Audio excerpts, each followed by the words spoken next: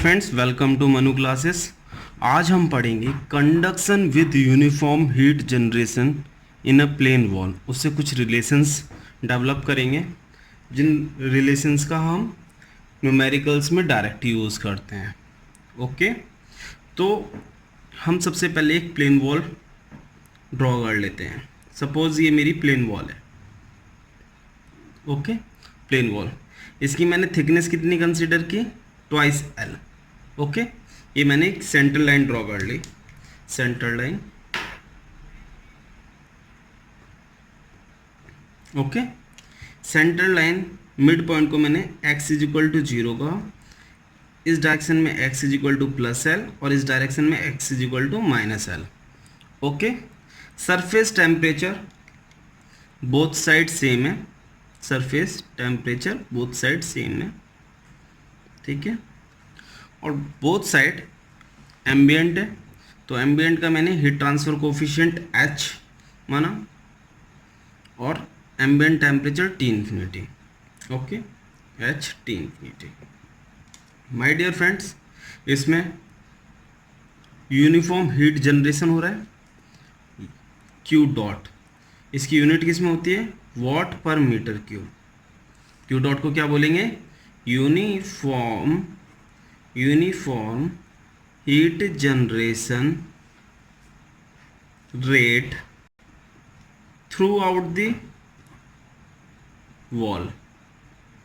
Uniform heat generation through out the wall. इसकी हम analysis करेंगे माय डियर फ्रेंड्स, इसकी हम एनालिसिस करेंगे। ओके माय डियर फ्रेंड्स, हम कुछ एजम्पशंस लेकर चलेंगे।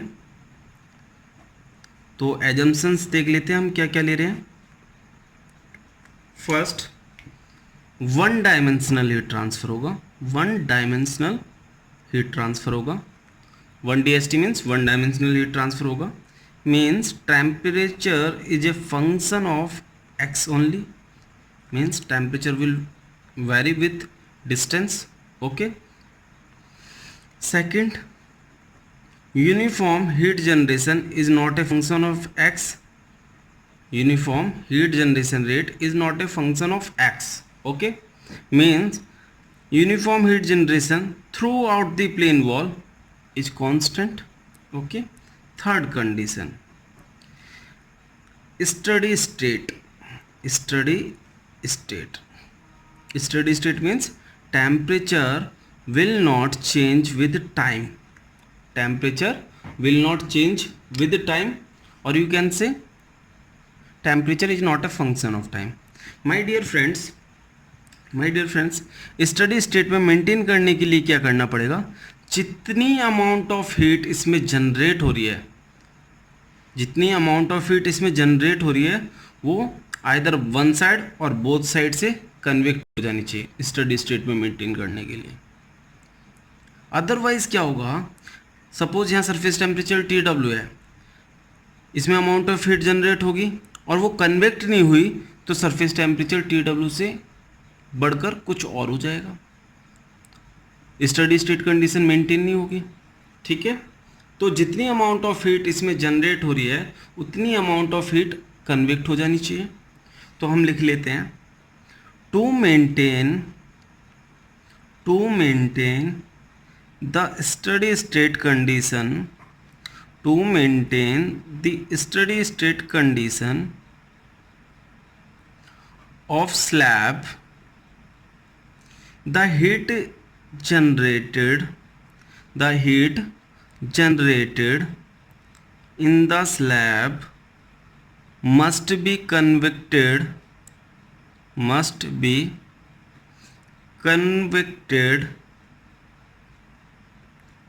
to the fluid, either from one side of the wall, or both side of the wall. Fluid तो बोथ साइड है, ठीक है, either one side of the wall और both side of the wall, both sides of the wall. ठीक है, study state के लिए condition बहुत इंपॉर्टेंट है कि जितना अमाउंट ऑफ हीट इसमें जनरेट हो रही है, उतनी अमाउंट ऑफ हीट कन्वेक्ट हो जानी चाहिए। My dear friends, previous class में हमने fundamental equation of heat conduction देखा था, तो हम लिख लेते हैं fundamental equation of heat conduction क्या थी आपकी? Fundamental equation of heat conduction थी हमारी del two T upon del X square plus del two T upon del Y square plus del two T upon del Z square plus Q dot upon K is equal to 1 upon alpha delta T upon del small T. Okay, अब my dear friends, हमने यहाँ क्या माना? Steady state. Steady state माने तो ये term क्या होगी? ये टर्म जीरो हो जाएगी। This term will be zero. Steady state माना है means temperature will not change with time. Okay, और क्या माना है? वन डायमेंशनल माना है, तो ये टर्म भी जीरो हो जाएंगी। हम एक्स डायरेक्शन लेकर चल रहे हैं तो ये भी जीरो हो गई, ठीक है, या एलिमिनेट हो गई। तो रिमेनिंग टर्म क्या बची? एक ये और एक ये। तो ये पार्शियल से क्या होगा? ऑर्डिनरी में कन्वर्ट हो जाएगा, ठीक है। D two T upon D X square plus Q dot upon K is equal to zero, ठीक है। नाउ क्यू डॉट अपॉन के को हम राइट हैंड साइड ले जाते हैं, minus Q dot upon K integrate कर देते हैं, D T upon D X minus Q dot upon K X plus C one. My dear friends, first constant आ गया, फिर एक बार और इंटीग्रेट करते हैं, t is equal to minus Q dot upon K into X square upon two plus C one X plus C two. ये आ गया। माई डियर फ्रेंड्स, आपका एक ऑब्जेक्टिव क्वेश्चन यहाँ से हो गया कि टेम्परेचर डिस्ट्रीब्यूशन कैसा होगा हमारा? पैराबोलिक। Parabolic temperature distribution. ये ऑब्जेक्टिव में पूछ लिया जाता है कि एक प्लेन वॉल है, उसमें हीट जनरेशन हो रहा है, उसका टेम्परेचर डिस्ट्रीब्यूशन कर्व कैसा होगा? तो वो होगा पैराबोलिक डिस्ट्रीब्यूशन, ठीक है, parabolic distribution. Okay my dear friends, अब हम क्या है? बाउंड्री कंडीशंस यूज करेंगे। हमारे पास दो बाउंड्री कंडीशंस हैं, एक at x is equal to L, at x is equal to minus L temperature is TW। दूसरी boundary condition at x is equal to plus L temperature is TW। Okay, इन दोनों boundary conditions का use करेंगे और देखते हैं constants की value क्या आती है। ओके, तो हम फर्स्ट बाउंड्री कंडीशन यूज करते हैं। First boundary condition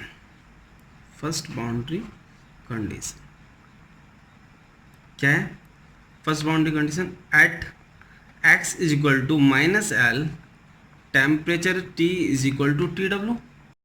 okay, temperature distribution वाली इक्वेशन में रखते हैं। ये जो टेम्परेचर की इक्वेशन है, टी को TW से रिप्लेस कर देंगे, minus Q dot upon K. X की जगह अगर माइनस एल रखेंगे और एक्स का स्क्वायर है तो माइनस का स्क्वायर पॉजिटिव हो जाएगा, माइनस वन का स्क्वायर वन। ओके, ये हो जाएगा C1 into L minus, x को अगर माइनस एल रखेंगे तो ये माइनस हो जाएगा। Okay, plus C2। एक इक्वेशन आपकी ये हो गई, इसे मैंने इक्वेशन फर्स्ट दे दिया number. Okay, now use second boundary condition. Second boundary condition,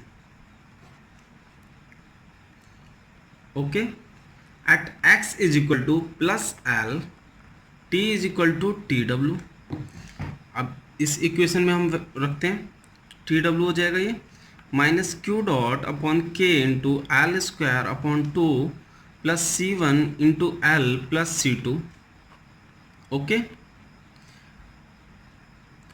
अब equation first and equation second, equation first से इक्वेशन सेकंड को सब्ट्रैक्ट कर देंगे, या इक्वेशन सेकंड से इक्वेशन फर्स्ट को सब्ट्रैक्ट कर देते हैं। इक्वेशन सेकंड से इक्वेशन फर्स्ट को सब्ट्रैक्ट कर देते हैं। ओके, TW से TW कैंसिल हो जाएगा, you will get zero, this term will also be eliminated, you will get here 2 times of C1 into L plus 0. तो यहाँ क्या हुआ 2C1L is equal to 0, C1 is equal to 0. Okay, अब इस value को हम अपनी ओरिजिनल टेम्परेचर इक्वेशन में रख देंगे. तो क्या मिला T is equal to minus Q dot upon K into X square upon 2 plus C2. अब अपनी इक्वेशन ये बची. ठीक है माय डियर, पूरे केस में थर्मल कंडक्टिविटी कांस्टेंट है, क्योंकि जो हमने fundamental equation of heat conduction consider किया है, fundamental equation of heat conduction, ये थर्मल कंडक्टिविटी कांस्टेंट वाली इक्वेशन को कंसीडर किया है. ओके, तो ये चीज़ें ये डाउट्स नहीं होने चाहिए. अब देखते हैं माय डियर फ्रेंड्स, अब C2 को फाइंड करना है. तो एक हमें टेम्परेचर मैक्सिमम भी फाइंड आउट करना है. तो फॉर dt अपॉन dx अगर हमारा 0 हो जाए, 4 की जगह if dt upon dx is 0, तो हमारा टेम्परेचर क्या हो जाएगा, मैक्सिमम हो जाएगा, टेम्परेचर मैक्सिमम. ठीक है, टेम्परेचर मैक्सिमम हो जाएगा. यहाँ मैक्सिमम टेम्परेचर को हम T0 से डिनोट कर देते हैं. तो देखते हैं इस इक्वेशन को डिफ्रेंशिएट करते हैं. dt upon dx minus Q dot upon K into 1/2 constant, Q dot upon K constant, 1/2 constant, X square का क्या होगा 2x. ओके, C2 कॉन्स्टेंट 0 हो गया. मैक्सिमम टेम्परेचर के लिए हम dt अपॉन dx को 0 कर रहे हैं. ये 2 से 2 कैंसिल हो गया, तो क्या बचा minus Q dot upon K into X is equal to 0. Means temperature is maximum. It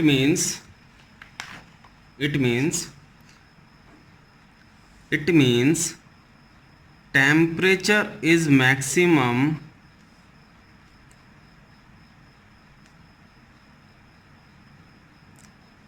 at x is equal to 0. Okay, तो अब टेम्परेचर हमारा मैक्सिमम आ गया. ठीक है, at x is equal to 0. x is equal to 0 देख लेते हैं कहाँ पर है. x इज इक्वल टू 0 कहाँ है, सेंटर लाइन पर. ओके, इस सेंटर लाइन पर टेम्परेचर हमारा मैक्सिमम, इस सेंटर लाइन पे. ठीक है, अभी ड्रॉ कर लेते हैं उसे. पहले इस इक्वेशन में पुट ऑन कर देते हैं. x इज इक्वल टू 0 इसमें रखते हैं. ठीक है, तो x इज इक्वल टू 0 रखने पे टेम्परेचर मैक्सिमम है. At x is equal to 0 temperature T is equal to T0 क्या है, मैक्सिमम टेम्परेचर. तो इसमें वैल्यूज रखते हैं. x इज इक्वल टू 0, तो ये हो गया T0 minus Q dot upon K, x की जगह 0 रख दिया, प्लस C2. तो ये हुआ T0 is equal to 0 plus C2 is equal to T0. आपको सेकंड कांस्टेंट की वैल्यू मिल गई. अब इस सेकंड कांस्टेंट की वैल्यू को C2 is equal to T0 इस इक्वेशन में रखेंगे और हमें फाइनल इक्वेशन मिलेगी. बिफोर डैट हम इसमें टेम्परेचर को शो कर देते हैं. देखिए सेंटर लाइन पे टेम्परेचर मैक्सिमम है, हीट जनरेशन हो रहा है, तो ऑब्वियसली टेम्परेचर जो सरफेसिस पे है उससे ज़्यादा होगा. T0 सेंटर लाइन पे मैक्सिमम टेम्परेचर है. ठीक है, TW से ज़्यादा होगा. ओके, और कौन सा टेम्परेचर डिस्ट्रीब्यूशन था, पैराबोलिक. तो ये इस तरह से आएगा.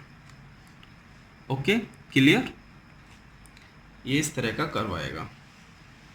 नाउ अब हम क्या करेंगे, T0 की वैल्यू को इस इक्वेशन में रखेंगे. C2 is equal to T0 रखने पर हमें क्या इक्वेशन मिली, T is equal to minus Q dot upon K into X square upon 2 plus T0. ये इक्वेशन मिली हमें. ठीक है, इसे लेफ्ट हैंड साइड ले हैं और टी को राइट हैंड साइड, तो हमें क्या मिल जाएगा, T not minus T is equal to Q dot upon K into X square upon 2। ये मिल गया एक रिलेशन हमें। मीन्स इस रिलेशन से हम क्या फाइंड आउट कर सकते हैं, अगर हमें मैक्सिमम टेम्परेचर दिया है और uniform heat generation thermal conductivity दी है और किसी डिस्टेंस पे हमसे टेम्परेचर पूछ ले within the plane wall, तो आप इससे फाइंड आउट कर सकते हो, इससे आप फाइंड आउट कर सकते हो, right. Now see at x is equal to plus minus L, जो हमने दो बाउंड्री कंडीशंस यूज़ की थी, t is equal to T W था, तो यहाँ पर क्या होगा, wall temperature wall surface temperature और मैक्सिमम टेम्परेचर के बीच में रिलेशन आ जाएगा, T not minus T W Q dot upon K into L square upon 2। देखिए मैंने अभी बोला ये आपको रिलेशन याद रखना है, T not minus T is equal to Q dot upon K into X square upon 2। तो इससे मैंने at X is equal to L T is equal to T W temperature था इस प्रॉब्लम में, इस डेरिवेशन में। तो ऐसे ही मुझे अगर कोई वैल्यू दे दी जाए मैक्सिमम टेम्परेचर की, uniform heat generation thermal conductivity की, तो मैं किसी भी डिस्टेंस पे टेम्परेचर बता सकता हूँ within the plane wall. Okay, ठीक है। तो ये कितनी इक्वेशंस हमने पहले ले ली थी, 2 इक्वेशंस। इसे हम दे देते हैं नाम 3 इक्वेशन, इसे 4th इक्वेशन। ओके, एक रिलेशन ऑब्जेक्टिव में आ जाता है, वो रिलेशन कैसे आएगा, इक्वेशन 3rd को इक्वेशन 4th से डिवाइड कर दीजिए आप, इक्वेशन 3rd को इक्वेशन 4th से आप डिवाइड कर दीजिए, you will get T not minus T upon T not minus T W is equal to X upon L square. ये कभी कभी PSUs में डायरेक्ट रिलेशन पूछ लिया जाता है, ठीक है। और इस रिलेशन से, इसमें तो आपको यूनिफॉर्म हीट जनरेशन और थर्मल कंडक्टिविटी की वैल्यू भी नहीं पता है, आपको जस्ट मैक्सिमम टेम्परेचर और सरफेस टेम्परेचर पता है, सरफेस टेम्परेचर और वॉल की थिकनेस पता है, तो आप टेम्परेचर किसी भी डिस्टेंस पे फाइंड आउट कर सकते हो। ओके, तो एक ये रिलेशन इंपॉर्टेंट हो गया, ठीक है। नाउ माय डियर फ्रेंड्स, इस रिलेशन से मैंने मैक्सिमम टेम्परेचर फाइंड आउट कर लिया, टी नॉट लिख देता हूँ मैं, T not is equal to T W plus Q dot L square upon twice K, ठीक है। आपको बस ये रिलेशन याद रखना है, एक फर्स्ट हो गया, एक ये हो गया, एक ये वाला हो गया, ज़्यादा याद करोगे तो कंफ्यूज हो जाओगे, ठीक है। बाकी आपको वो फिगर ध्यान में रखना है। अब देखते हैं my dear friends, surface temperature का फॉर्मूला आपको याद नहीं करना है, बहुत इजी है, कैसे निकालते हैं। माय डियर फ्रेंड्स, आपको पता है मैंने स्टडी स्टेट कंडीशन अज्यूम की थी, तो स्टडी स्टेट के लिए क्या होगा, for steady state total heat generated in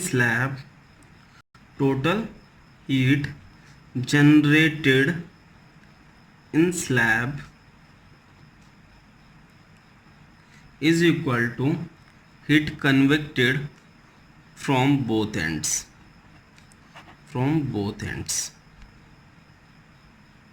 my dear friends,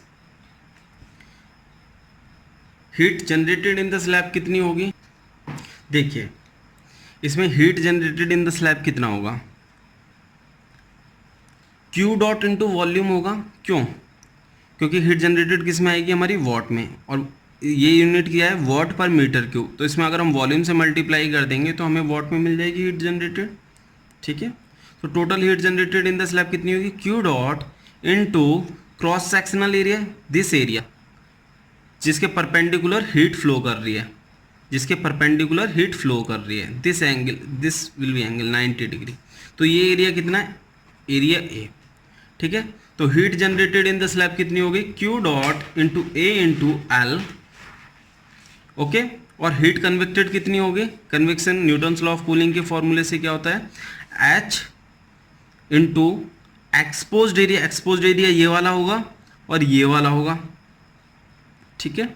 expose area ये वाला होगा, ये वाला होगा, ये फ्रंट वाला और ये अगर मैं इसे एक्सटेंड करूं, ये वाला एरिया और ये वाला एरिया और इसके नीचे वाला एरिया, ये नहीं होगा। यहाँ तो इंसुलेशन लगी हुई है, केवल इस डायरेक्शन में हीट फ्लो हो रहा है, एक्स डायरेक्शन में, और वो तभी होगा जब मैं 4 फेसेस इंसुलेट कर दूँ। 4 फेसेस इसमें इंसुलेटेड है, वो आपको प्रॉब्लम में भी नहीं बताया जाएगा, आपको अज्यूम करके चलना पड़ेगा 4 फेसेस इंसुलेटेड है तभी 1 डायमेंशनल हीट कंडक्शन हो रहा है। तो हीट कन्वेक्शन कहाँ से होगा, एक इस फेस से होगा, एक इस वाले फेस से होगा। इस फेस से कितना होगा, H into exposed area A into temperature difference of surface and fluid, तो ये हो जाएगा 2HA TW minus T infinity. ये स्टडी स्टेट के लिए एनर्जी बैलेंस से हो गया my dear friends. Cross section into length या थिकनेस आप बोल सकते हो, sex area into length. My dear friends, length यहाँ पर हमारी 2L है, तो ये 2L होना चाहिए, 2L। ये मिस्टेक हो जाती है कभी कभी, ये 2L है। ओके ओके, स्टडी स्टेट से हमें ये मिल गया। अब my dear friends, 2 is common on both side, it will be cancelled out, area is also common, it will be cancelled out. तो ये हमें क्या मिला, Q dot L upon H is equal to TW minus T infinity. TW here we got T infinity plus Q dot L upon H. इस पे भी numericals कभी कभी आ जाते हैं, ठीक है, इस रिलेशन पर भी। लेकिन हमें ये सब याद नहीं करना है, हमें बस एक इक्वेशन याद करनी है और उससे सारे इजीली ड्राइव हो जाएंगे। तो इक्वेशन 6 से इक्वेशन 5 में वैल्यू रखते हैं, T not is equal to T infinity plus Q dot L upon H plus Q dot L square upon twice K। Okay, तो हमें ये मिल गया relation final between maximum temperature and ambient temperature, ठीक है। आपको बस ये वाला रिलेशन याद रखना है, T not minus T is equal to Q dot upon K into X square upon 2, और उस फिगर को दिमाग में रखना है, वो आपके दिमाग में बैठ जाएगा, क्योंकि आप मल्टीपल टाइम्स प्रॉब्लम करेंगे तो वो आपके दिमाग में बैठ जाएगा। T not minus T is equal to, मैं याद करने का तरीका बता देता हूँ सारी equations. T not minus T is equal to Q dot upon K into X square upon 2, X is equal to L रखोगे आप तो आपको सरफेस टेम्परेचर मिल जाएगा, सरफेस टेम्परेचर और मैक्सिमम टेम्परेचर के बीच में रिलेशन मिल जाएगा। दोनों को आप डिवाइड करेंगे तो T not minus T upon T not minus T W is equal to X upon L का होल स्क्वायर वाला मिल जाएगा रिलेशन, ठीक है। सेकंड, इससे हमें ये मिल ही गया था मैक्सिमम टेम्परेचर और सरफेस टेम्परेचर। अब सरफेस टेम्परेचर को हम एम्बिएंट टेम्परेचर की फॉर्म में लाएंगे, और वो कैसे लाएंगे, स्टडी स्टेट वाली एनर्जी बैलेंस इक्वेशन से, ठीक है। इसे भी हम इजीली ड्राइव कर सकते हैं, तो इसे भी याद करने की कोई ज़रूरत नहीं है। ओके, नाउ अब कुछ केसेस देख लेते हैं, कुछ केसेस देख लेते हैं, कुछ केसेस देख लेते हैं my dear friends. Case first,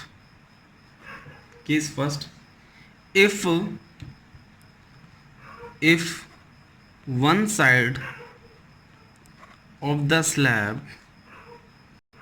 is completely insulated,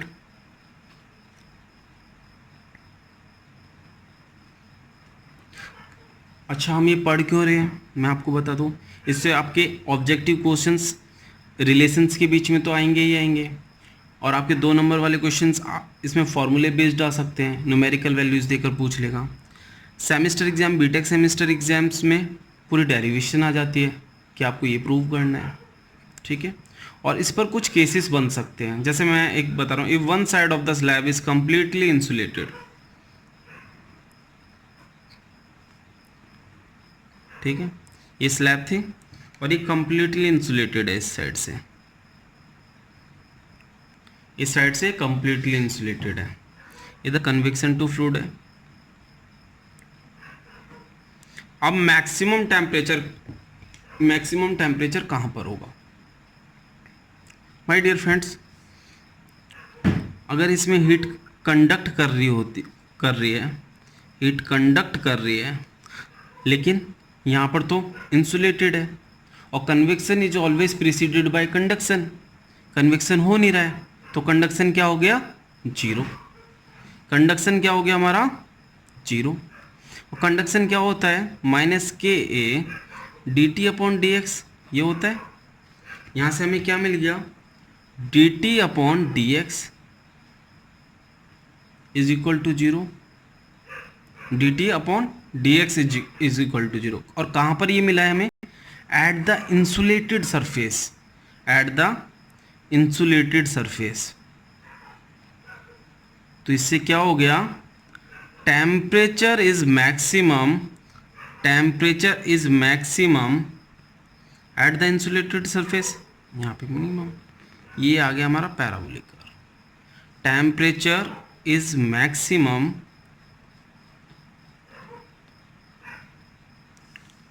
eight the insulated surface.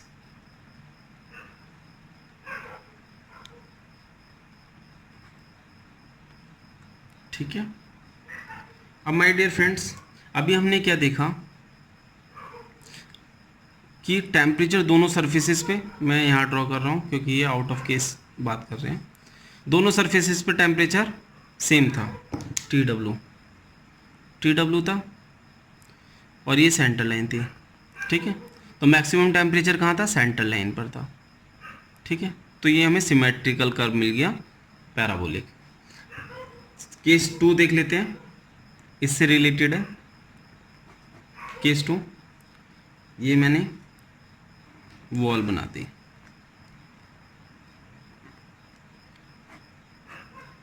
ठीक है, ये सेंटर लाइन हो गई। अगर टेम्परेचर एक सरफेस का मेरा T1 है, एक सरफेस का T2 है, बाकी कंडीशंस जैसे हमने इस डेरिवेशन में लिया वो सारी कंडीशंस हैं। T1 is greater than T2। अब टेम्परेचर कहाँ होगा, अब temperature my dear friends towards maximum temperature, sorry towards higher temperature होगा, और मैक्सिमम होगा T1 से, क्योंकि हीट जनरेट हो रही है स्लैब में, हीट जनरेट हो रही है, तो टेम्परेचर इसमें मैं दिखा देता हूँ, हीट जनरेट हो रही है स्लैब में, Q डॉट वाट पर मीटर क्यूब। तो टेम्परेचर ऑब्वियसली हायर टेम्परेचर, जो ऑलरेडी सर्फेसेस पे टेम्परेचर है उससे ज़्यादा होगा, मीन्स T1 से ज़्यादा होगा। अब लोकेशन कहाँ होगी, इसकी सिमेट्रिकल लोकेशन नहीं होगी, टूवर्ड्स द हायर टेम्परेचर होगा, towards the higher surface temperature होगा। ठीक है, तो सेंटर लाइन से towards the higher surface temperature. अब इसका ग्राफ कैसे जाएगा, इस टाइप का। Okay, T1 is greater than T2 और T1 is not equal to T2, इस तरह से भी हो सकता है। मैक्सिमम